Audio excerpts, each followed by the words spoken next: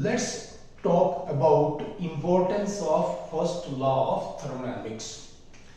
So जो हमारे पास first law है ये एनर्जी कंजर्वेशन की बात करता है। एनर्जी कंजर्वेशन, एनर्जी क्या होती है भाई? Capacity to do work.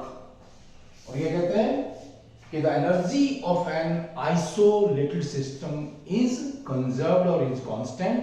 या सिंपल बात क्या है कि एनर्जी को ना तो हम क्रिएट कर सकते हैं ना ही हम उसको डिस्ट्रॉय कर सकते हैं, लेकिन एनर्जी की एक फॉर्म को दूसरी फॉर्म में आसानी से कन्वर्ट कर सकते हैं। ठीक है प्लीज, हम खाना खाते हैं प्लीज, ठीक है, वी टेक फूड, इसमें क्या है, वहां पर क्या है, रिएक्शंस होती है, एनर्जी पैदा होती है, उस एनर्जी को हम यूज करते हैं, हमारा जो बॉडी है, राइट। तो फर्स्ट लॉ पर बेस्ड है वो भी।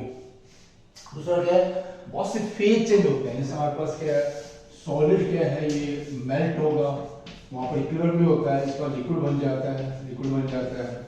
इस तरह से लिक्विड्स क्या है, इसके वेपर्स बन जाते हैं, लिक्विड्स के, लिक्विड आपका है कोई भी, ठीक है, वेपर्स बनेंगे, वेपर्स यहाँ पर। तो ये जो प्रोसेस है, इस केमिकल रिएक्शन है बहुत सी, उनके दौरान बहुत सा एनर्जी चेंज होता है, और वहां पर क्या है, एनर्जी अलग अलग फॉर्म्स में चेंज होती है, उस एनर्जी को हम यूज करते हैं।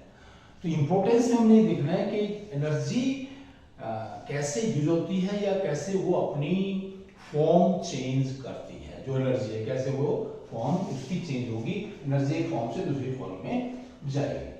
तो यहाँ पर हम सॉलिड और लिक्विड जैसा एग्जांपल है, तो आइस का हम एग्जांपल ले सकते हैं कि ice melts into water at 1 atmospheric pressure, at 1 atmospheric pressure, and if we take 1 mole of ice, 1 mole means 18 ग्राम हमारे पास ये आइस है, 18 ग्राम 1 मोल है, ये मेल्ट होगी, इसमें क्या है 6.01 किलो जूल हमारे पास क्या है, हीट एब्जॉर्ब होगी सराउंडिंग से, या एनर्जी ले लिया इस सराउंडिंग से हीट की फॉर्म में, और इसका क्या है, यहाँ पर पानी बन जाता है। तो यहाँ पर वॉल्यूम चेंज भी होगा प्लीज, वॉल्यूम चेंज। और देखिए ये कह रहा है जो हमारे पास फर्स्ट ला है कि यार जो हीट हम क्या क्या जो भी देंगे यहाँ पर एटमॉस्फेयर प्रेशर, वो 1 एटमॉस्फेरिक प्रेशर है, क्या करेंगे वो, it is used in changing the internal energy of system plus it does pressure volume work P delta V, right.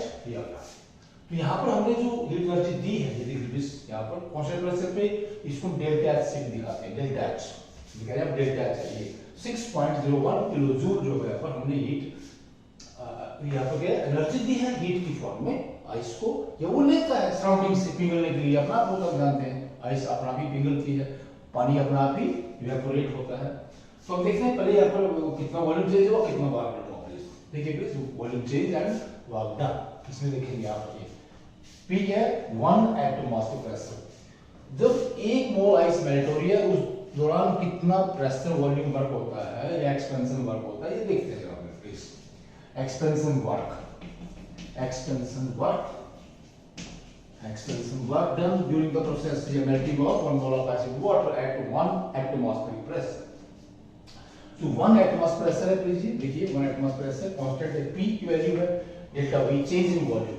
तो क्या पड़ेगी, देखिए प्लीज, आइस से वाटर बना, सो V2 माइनस V1, तो V2 वॉल्यूम ऑफ वाटर है, ठीक है, ये कम है 0.018 लीटर में ले रहे हैं, लीटर पर मोल, एक और वॉल्यूम है, माइनस 0.0196 ये इनिशियल वॉल्यूम है आइस का जो सॉलिड हमारे पास है, यहाँ पर ये देख लीजिए प्लीज। तो ये हमारे पास क्या नेगेटिव आ जाएगा ना, क्योंकि इनिशियल वॉल्यूम हमारे पास ज्यादा है, आइस का वॉल्यूम ज्यादा होता है, प्लीज आप ध्यान रखिए।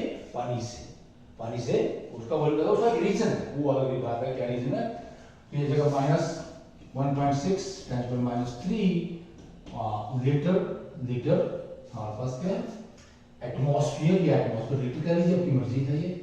अब जो काम क्या इसको जूल में कन्वर्ट करना है, क्योंकि ये हमारे पास जो एक्सपेंशन वर्क है इसकी वैल्यू किसमें आ रही है, एटमॉस्फेयर लीटर में आ रही है, लीटर एटमॉस्फेयर में आ रही है, जो बोल लीजिए इसको हमने क्या है जूल में, क्योंकि यहाँ पर जो हमने एनर्जी जो दी है क्यूपी वो जूल में दी है ये, ठीक है, बिकॉज आपने हमने देखना है कि कैसे इसमें कोरिलेशन बनेगा। ओके मिस, देखिए ये हमारा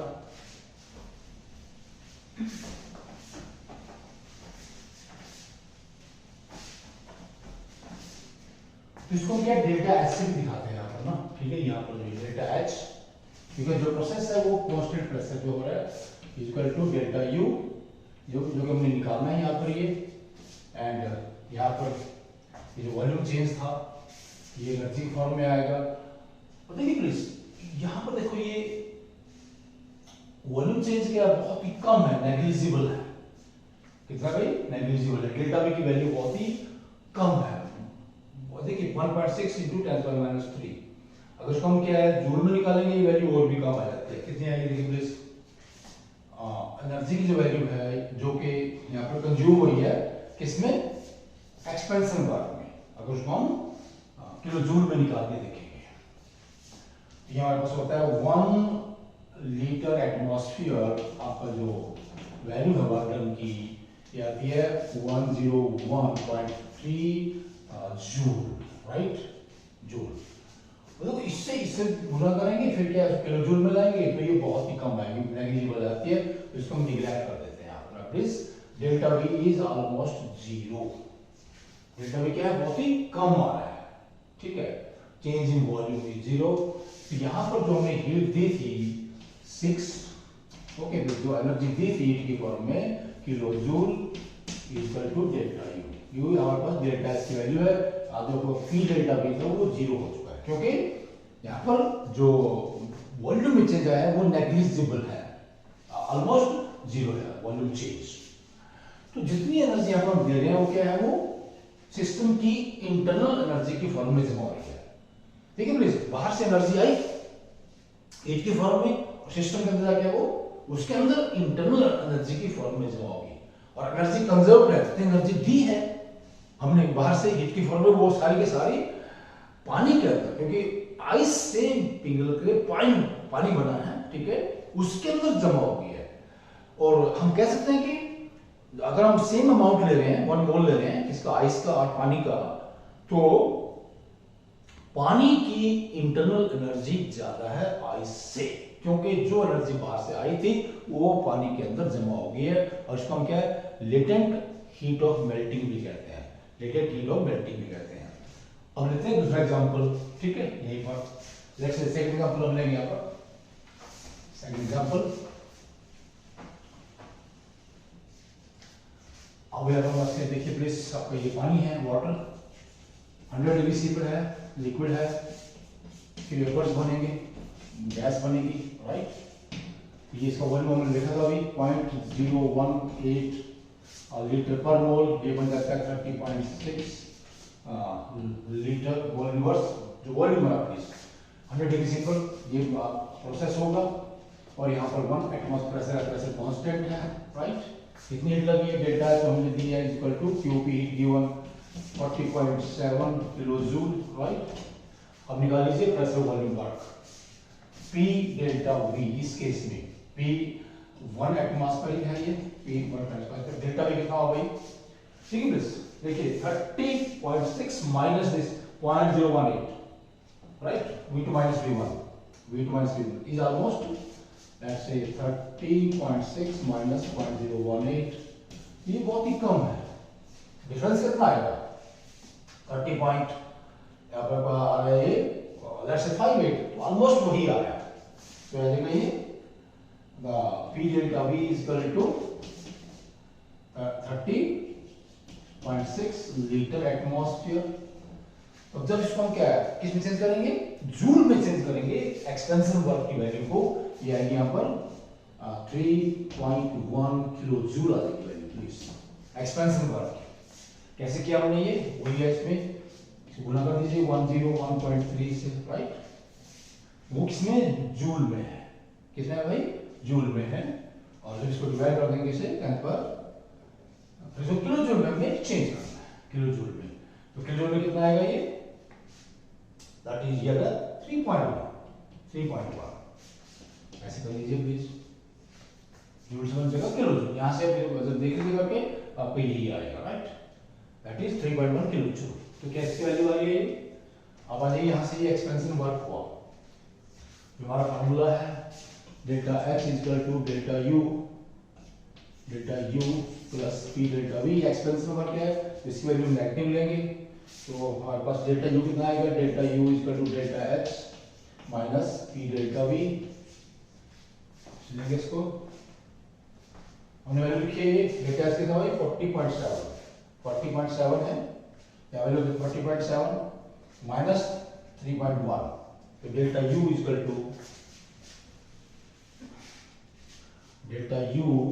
equal to 40.7 minus 3.1 equal to 37.6 kilo joule, right. Okay, यहां से हम जरा इसको देखते हैं कि जब हमने 1 मोल जो वाटर है आपका यहां पर, ये सराउंडिंग से हम इसको क्या दे रहे हैं? एनर्जी दे रहे हैं हीट के फॉर्म में, और ये धीरे धीरे कांस्टेंट टेम्परेचर 100 डिग्री से के ऊपर ही पूरा चेंज होगा इसमें वेपर्स में, और ऐसा होने के लिए इसको 40.7 किलो जूल हमारे पास एनर्जी चाहिए जो हमने दी, और ये एनर्जी दो तरह से बढ़ गई है, प्लीज दो तरह से बढ़ गई है।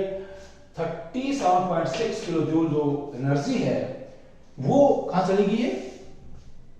सिस्टम के अंदर चली गई है, इंटरनल एनर्जी फॉर्म में। वो क्या है? वेपर्स में आ गई है, वो वेपर्स में, जो वाटर वेपर्स है वहां पर, ठीक है। 37.6 किलो जूल जो हीट एनर्जी है, जो हमारे पास एनर्जी है, वो क्या है?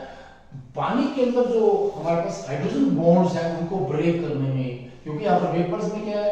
गैस फॉर्म में वाटर मॉलिक्यूल अलग अलग है, उनके बीच में क्या है?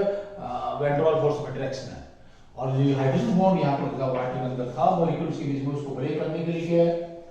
37.6 किलो जूल हमारे पास एनर्जी लगी। 1 मोल वाटर लीजिए, 18 ग्राम पानी से, और ये जो बाकी जो हमारे पास 3.1 जो हमारे पास ये एनर्जी है, ठीक है, जो हमने टोटल दी थी 40.7, वो क्या है?